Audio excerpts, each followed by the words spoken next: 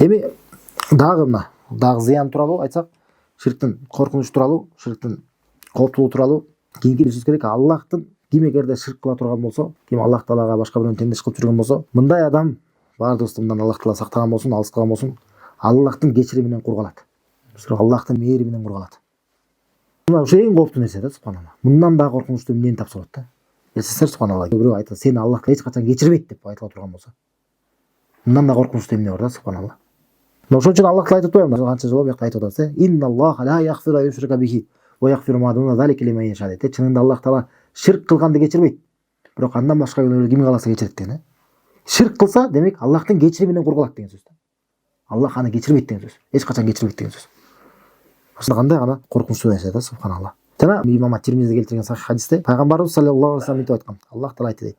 Ябна Адам дейт, адам баласы дейт. Иннака лау атайтани би қарабил арди хатая сумма лақитани ла тушрику би шай'a ла атайтука би қарабиха мағфират. Адам баласы, эгерде сен мага жер шарынчалык дейт, мына земной шар бар го, ушунчалык дейт, толугунда ушунчалык толтура күнөөлөрүң менен мага келсең дейт. Жана мага эч нерсени мага шерик келтирбеген абалда мага келип жолуксаң дейт. Аллах айтат, мен сени ошончолук кечирим менен тосуп аламын дейт. Ошончолук кечирим менен тосуп аламын дейт. Кандай гана чоң убада да Аллах Тааланчы. Карасаңыздар, боорукер Аллах Таала баардык күнөөлөрүбүздү кечирем деп убада кылып атат. Бирок бир шарт менен экен. Эгерде эч нерсени Аллах Таалага ширк келтирбесек. Кандай гана улуу фазилет, кандай гана улуу артыкчылык. Бул жакта мына бул хадистен эки нерсе бар да. Биринчиден Аллах Тааладан болгон эң чоң убада. Кимибиз күнөөлөрүбүздүн кечирилишин каалабайбыз? Кимибиз күнөө кылбаган ким бар арабызда? Ошо күнөөлөрүбүз кечирилип калып, Аллахтын мээримине, Аллахтын ырайымына ээ болуп калышты кимибиз каалабайбыз? Аллах Таала ошону убада кылып атат. Ошого жетүүнүн жолун бияка Аллах Таала мына өзүнүн элчиси аркылуу бизге жеткирип берип атат. Аллахка ширк келтирбесек, ширктен алыс боло турган болсок. Көздөр ушул сабактарындагы мына ширк тууралуу үйрөнүп билүүнүн дагы маанилүүлүгүн ушул жактан түшүнөбүз да. Эгерде ширктен алыс болсок, иншалла мына Аллах Тааланын убадасы бар экен. Аллах Таала бизди кечирет экен.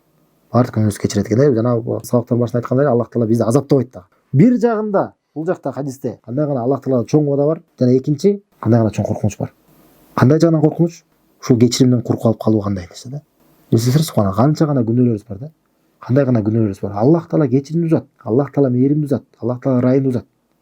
Кандай гана күнөөлөрдү кылып жүрөбүз. Ушул күнөөлөрдүн баардыгын Аллах Таала кечирип коем деп бизге мына убадасын берип атат. Эң эле жөнөкөй экен. Ушул нерсеге жетпей калыш бул кандай нерсе да, субхана. Ушул нерсеге жетпей калыш. Эң эле жөнөкөй жолду бизге түшүндүрүп берип атат.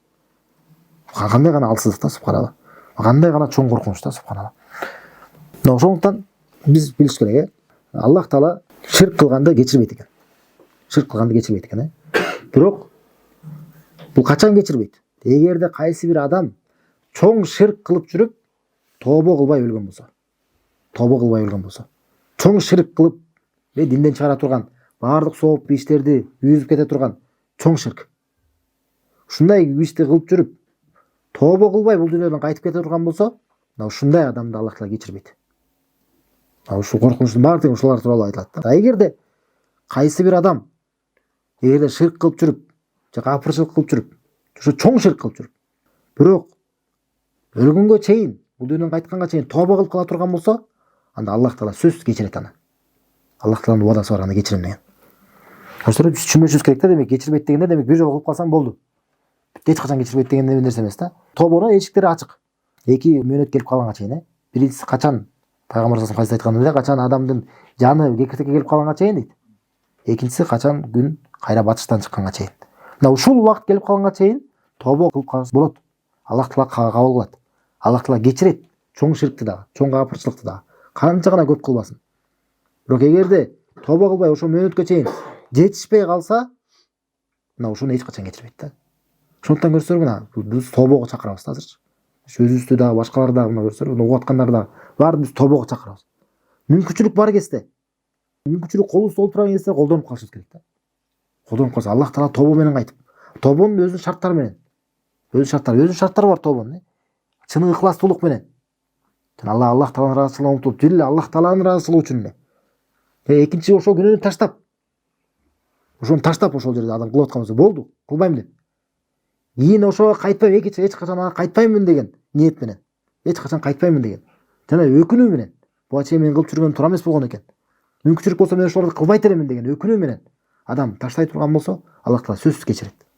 Аллах Таала сөзсүз кечирет. Аллах Таала Кур'анда айтат: Кул я ибадияллазина асрафу аля анфусихим дейт да. Айткының дейт. Менин өздөрүнө зулумдук кылып алган пенделерим дейт. Ошолорго айткының дейт.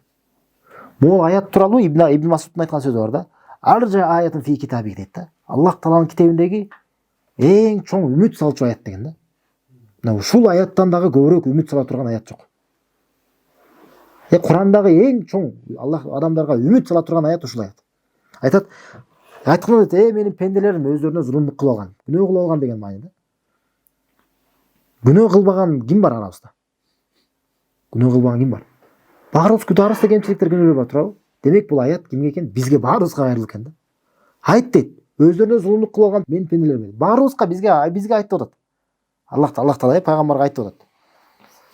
Ла тaqнату мин рахматилла дейт. Аллахтын ырайымынан үмүт үзбөгүлө дейт. Аллахтын мээриминен үмүт үзбөгүлө деп ошолорго айтып атат. Көрсөңүз, күнөө кылып алыштыбы? Эмне кылдыйт? Үмүттү, мээриминен үмүт үзбөгүлө, Аллахтын ырайымынан үмүт үзбөгүлө. Инналлаха яхфиру зунуба жамиан. Чынында Аллах Таала бардык күнөөлөрдү кечирет дейт. Көрсөңүз, бардык күнөөлөрдү Аллах Таала кечирет дейт. Көрсөңүз, бул жанагы аят менен салыштырмалуу айырмасы кандай? Берки аятта айтты эле Аллах Таала, чынында Аллах Таала ширк кылганды кечирбейт деп айтты эле. Бирок башка күнөөлөрдү ким кылса кечирет деген, Мааниси кандай экен? Ал эгерде тобо кылбаса, тобо кылбай өлүп кеткен болсо. А эгерде тобо кыла турган болсо, анда бул аят бар. Чынында Аллах Таала бардык күнөөнү кечирет дейт да. А Куранда карама-каршылык жок. Куранда карама-каршылык жок. Ушундай мааниде. Биринчи аятта тобо кылбаса деген мааниде айтылган. А тобо кылса адам, Аллахтан кечирим сураса, чын ыхластуулук менен ошо ширкти таштай турган болсо, Аллах Таала сөзсүз аны кечирет. Аллахтан убадасы бар да. Аллах Тааладан сурайбыз, ширктен жана бардык күнөөлөрдөн Аллах Таала бизди жана бардык жакындарыбызды алыс кылган болсун. Жана Аллах Тааланын жалгыз гана өзүнө гана сыйынып жүрүүгө, тавхидте Аллах Таала баарыбызды бекем кылган болсун. Субханакаллаху ва бихамдика ашхаду ан ла илаха илля анта астагфирука ва атубу илейк. ربنا إننا سمعنا مناديا ينادي للإيمان أن آمنوا بربكم فآمنا ربنا فاغفر لنا ذنوبنا وكفر عنا سيئاتنا وتوفنا مع الأبرار ربنا وآتنا ما وعدتنا على رسلك ولا تخزنا يوم القيامة إنك لا تخلف الميعاد فاستجاب لهم ربهم أني لا أضيع عمل عامل منكم من ذكر أو